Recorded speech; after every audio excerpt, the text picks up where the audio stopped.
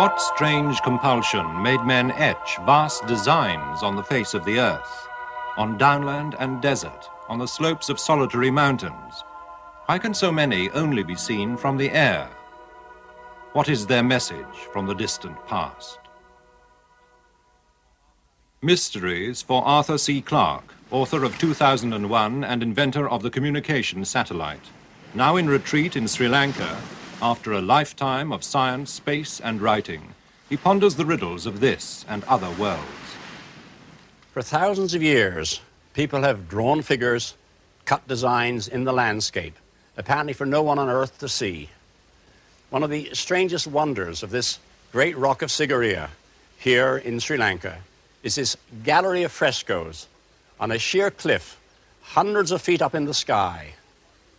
Yet, until a modern staircase was constructed, no one could possibly have seen them properly. So why was this done? And who are these charming ladies? Similar questions can be asked of figures in many other parts of the world.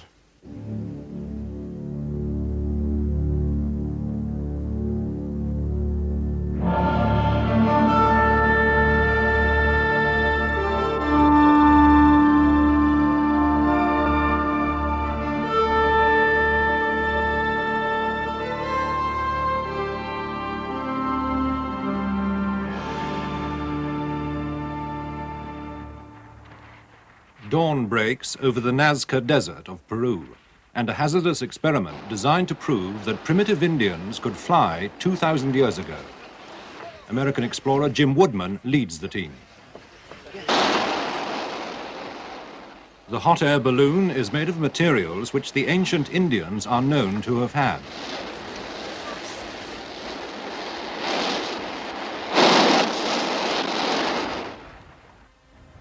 Woodman's gondola of reeds is based on the traditional boats of Lake Titicaca.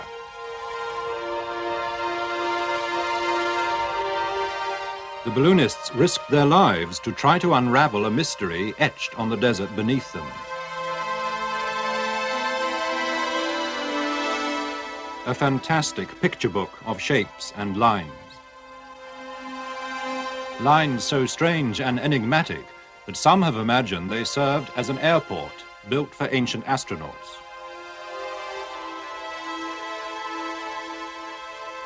Lines invisible to man until modern aviation came to South America.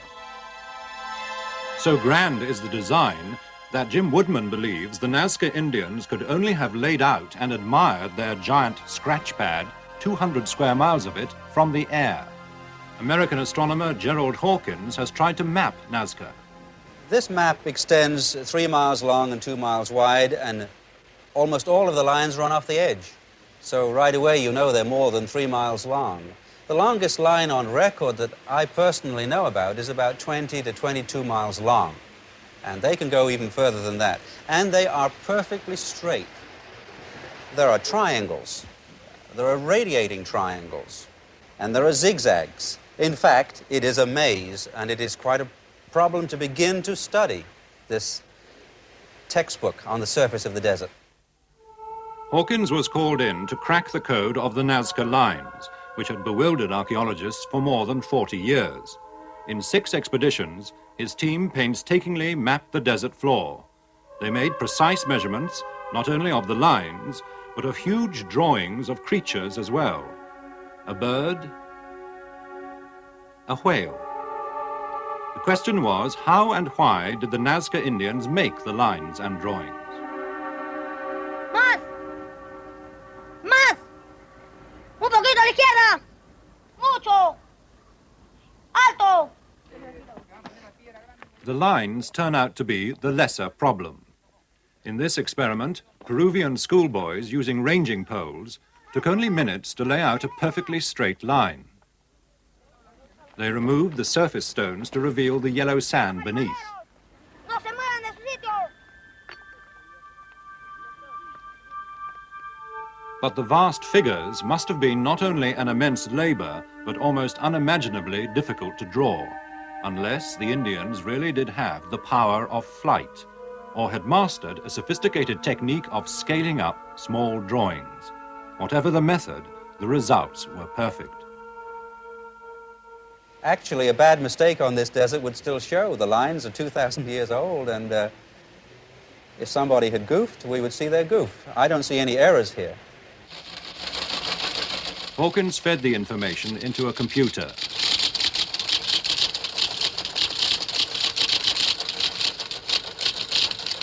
The most likely theory had been that the lines were an astronomical calendar, pointing to the rising and setting places of the sun, moon, and stars. Our immediate conclusion was that the lines as a whole are not an astronomical textbook for calendric purposes. Strangely enough, the lines that seem to work astronomically have a little picture on the end. Here we have a spider, and that line does indeed point to Orion. Here we have a condor bird, and this line does indeed point to the rising of the sun at midsummer and midwinter. But the overriding result that we found was that there were no 2 or 3 centuries in the history of this spot on the world where every line would fit the sun, moon, or star. But one clue did emerge later to help explain the Nazca riddle. It came from the nearby Altiplano Indians, who still remembered stories about making desert lines. The results that were obtained by questioning the Altiplano Indians show that the lines that they built were pointing to what they would call gods. These gods took many, many forms. One form the god could take would be a mountain peak. The higher the mountain peak, the greater the god. We also know there was a tendency to point to anything that was regarded as holy, perhaps a place where a Yama gave birth, perhaps a place where a rainbow was seen to end. But whatever these lines point to, it is going to be a mixture. There is no one particular object. The only thing that connects the lines together is that they probably point to God objects, and they probably are pathways connected with these gods. And so the only common denominator is that they are pathways to the gods. But the urge to leave an imprint upon the landscape is also a curiosity of the English countryside. The first of these badges was cut by soldiers of the Great War in idle hours before rifle practice.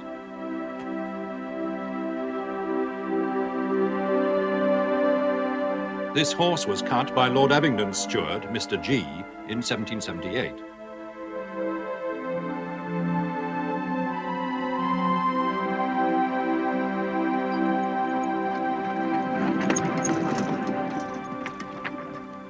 But all the 50 or more chalk figures of England have to be cared for from generation to generation.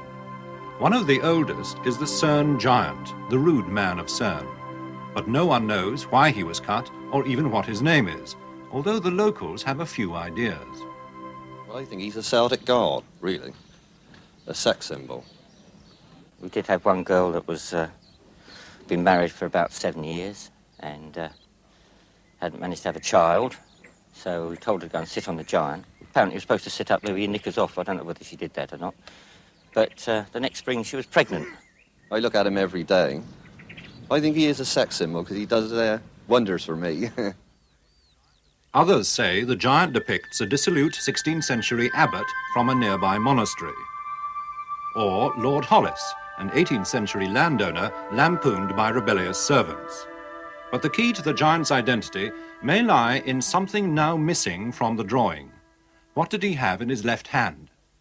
Either a trophy, since he's brandishing a club, or perhaps his wife, a woman. Well, I've heard a theory that it's a head. You know, that he'd killed somebody and he's holding the head in his hand. They say that there used to be a dog. He was holding a dog in that hand, on a leash. Some experts believe the giant portrays Nodens, a Celtic hunting god. This Celtic statue found near Cerne shows him like the giant with a club in one hand. In the other he carries a rabbit or hare. Hercules is another possibility. The Romans worshipped him in the 2nd century. Statuettes like this one, found in Bristol, show him with a club in his right hand and draped over his other arm a lion skin.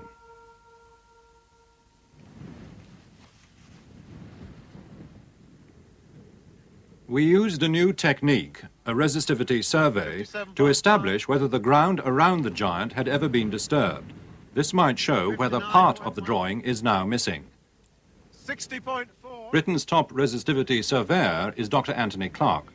We've taken over 5,000 readings on a regular grid at half-metre spacing, and what we're going to do when we go away from here is to turn those readings into some sort of visual map which will show the outline of anything which is buried under the grass. And we shall probably use a computer to produce that map.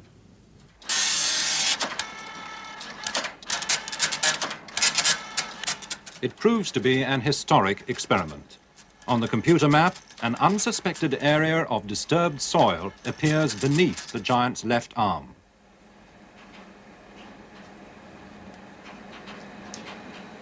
This refined dot density of yours ties in very well with this overlay of the plan of the giant, Alistair, remarkably well.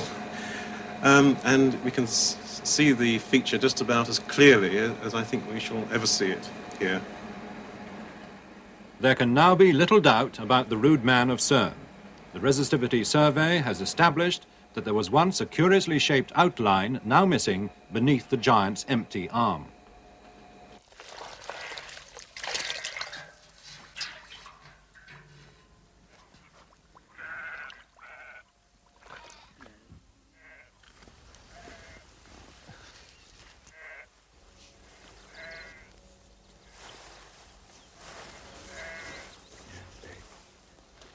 On the giant himself, the man in charge, archaeologist David Thackeray, uses the survey results to restore the complete outline for a few hours with a pail of whitewash.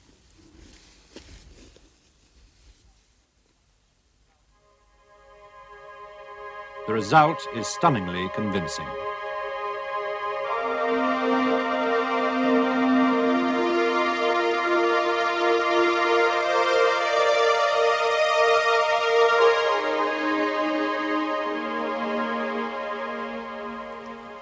Suddenly lost for words. Yes. The CERN giant with his new trappings is the image of Hercules with his lion skin. His resemblance to the Roman statuette is unmistakable to David Thackeray. He has so many of the features which Hercules has on portrayals of the period, of the Roman period. He has the club, the great virility, the superhuman size, and now the lion skin just adds great weight to the argument that he is Hercules. He may well have been the symbol of a religious cult, which he has long outlasted. But the origin of much more recent figures is just as obscure. Is this, as some say, King George III riding the Osmington charger? And although the Littlington horse in Sussex was cut as recently as 1925, the artist's name is lost. The strangest of Britain's white horses dominates the Berkshire Downs at Uffington. It's also by far the oldest. In the 12th century, it was mentioned in a book of wonders. Leading archaeologist Professor Stuart Piggott has pondered the origins of the Uffington horse since his childhood in Whitehorse Vale. A pointer to its date lies in the coin room at Oxford's Ashmolean Museum.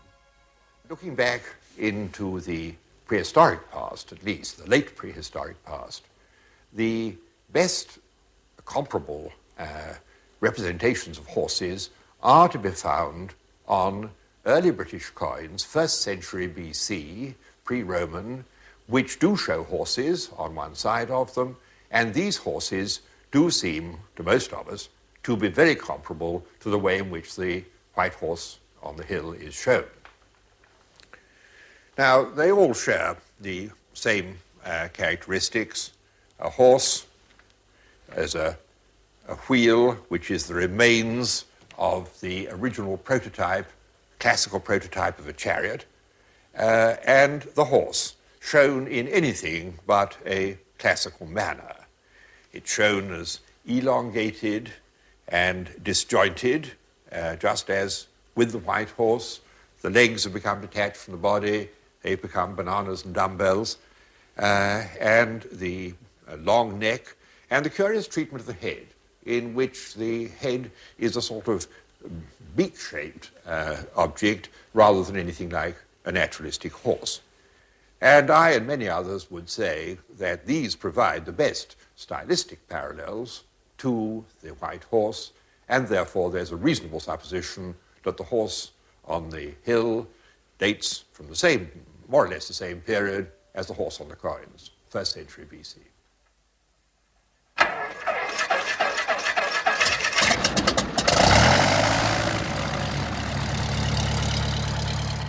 But Britain once also had a red horse, cut by the Saxons.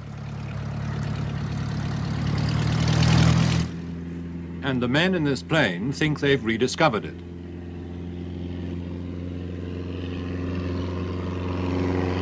The red horse's champion is Kenneth Cardus. From 1600 onwards, this has been called the Vale of Red Horse, from about here up to Stratford-on-Avon. It was a most wonderful work of art, the biggest Saxon work of art in England, of course. And it was a religious work of art.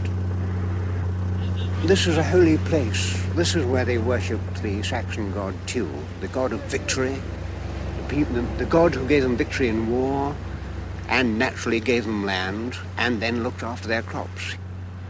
Beneath this landscape, the red horse now lies hidden. But Cardus believes it re-emerged in this photograph in which he discerned an outline.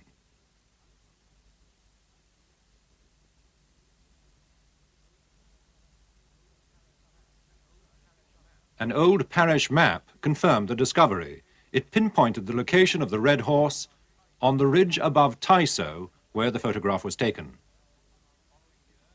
The following year, Kenneth Cardus took this aerial picture of the horse.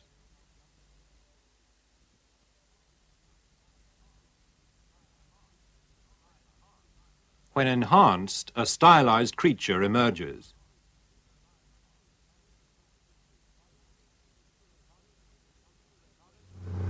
Cardus hopes the infrared photographs taken on this flight will provide unequivocal evidence of the red horse, now hidden beneath a wood, enough to convince other people that it should be recut.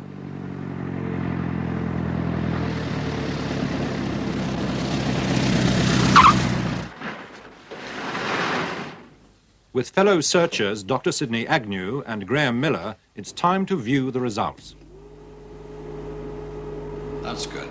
That's very good. Or I can easily tell myself that there's a horse there. Don't tell yourself, see it. Come on, Graham. I can see Can you see the bald patch where we excavated on the tip of the ear? That's absolutely there. Can you see it, Graham? Is that is there? Yes, I think so. Don't you think there's a lighter coloration just where the head is? We should be coming to a vertical shot, and as we look down through the trees, there's just a possibility. Last one, this is it. Now there, what about that? No, you've got me. It's too close. The trees are still too close. I don't think anybody will ever see it again. Undaunted, Kenneth Cardus still hopes to recut the red horse of Tysoe. It was one of the great landmarks of England. This was the Vale of Red Horse, up to 1600, and it ought to be again. If the figure were recut, we would have the Vale of Red Horse back again.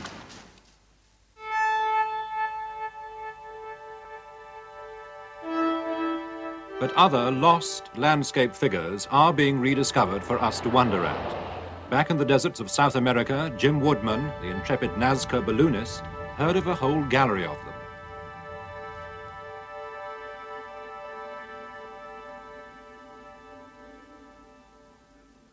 From Nazca, it meant a journey 600 miles to the south, to the heart of the hostile Atacama Desert of Chile. Woodman brought back this story. These deep 2,000-foot valleys are covered, literally covered for many, many miles with geoglyphs or hieroglyphs or glyphs writing on the sides of the sand. These geoglyphs were originally thought to be Chinese characters in the first journals that recorded them. They were mysterious signs. Some people argued they were tracks of mules. Some other people, when they began to see that there was a definition, as the explorers pushed farther back into the valleys, they realized that there was a zoo of the Atacama, animals, pumas, jaguars, tigers, llama trains, reptiles, dogs, a series of stylized men.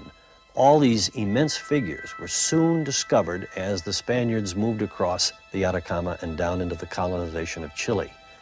That was our first objective, to enter those valleys, to climb and scale the mountains of sand, to see the geoglyphs of the Atacama. These rocks were all carried from all through the valley down, and many of them came through the river when the spring floods bring the waters, melting waters up the Andes. These rocks slowly came down, and over the years, they've been carried up here, collected, placed in this very sophisticated art form. Let's head on up toward the top part here. As we investigated and explored the animals and the symbols and the geometric designs, always we were asking about the giants and the large men that we had heard of farther on in the desert. And always these symbols in the edges of the great desert were trying to tell a story. I felt they were panels that represented stories of ancient battles, of ancient warriors, of ancient caravans. But farther on in the desert, we kept hearing, the giants. You'll find the giants. We drove 250 miles due south to the region of Tarapacá, where this legendary mountain and really legendary giant was reported to lie. We found Cerro Unitas, and I was astonished when we were about 5 miles from the hill. I saw Nazca-type runways. We pressed on and got to the base of the runways and began a climb around the edge of the largest ridge on this solitary mountain. And as we climbed the ridge and came to the crest, I looked across a saddle in the mountain, and there we could make out the first faint outlines of a giant. The mammoth size of the giant ran over the crest of the mountain, so it's impossible on the ground to get the full scope of a giant. In fact, had we not known he was a giant, there was no way of telling really what we were exploring. We were disappointed with the giant on the ground. The head and crown area was so confusing, we could only spot the large piles of rocks that were the giant's eye. At that point, I made the decision it was to appreciate it, and to even get our measurements straight, it would be necessary to fly.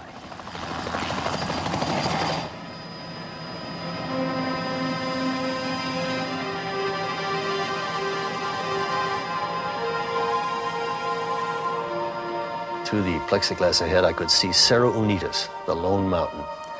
And as we flew closer, I had the helicopter slow, and the view of the giant that began to come into view was incredible. Here, the disorganized form that we had seen close up as we explored the mountain the day before suddenly became finely engraved on the mountain ahead. And as we flew closer, I began to realize the tremendous size of the giant, for the feet and the crown and the rays and the arm with the arrow all became sharply in focus. Looking toward us in the sky was the largest man that ancient man ever created. It was an exciting moment as the helicopter descended to 750 feet. I stopped, I took out my still camera, I began to photograph that drawing. And as you hang there in the air, looking down into this face that stared skyward for 1,000 years, you realize that this drawing was made by ancient people to be seen from the air, either by the gods or by someone with the power of flight.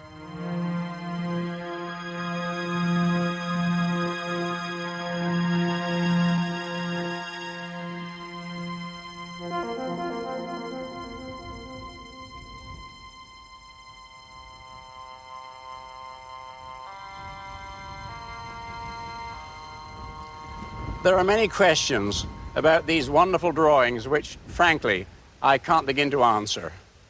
Who made them? What are they? Above all, who was meant to see them? Perhaps we need look no further than man's desire for immortality is urged to leave some abiding mark on the face of his planet.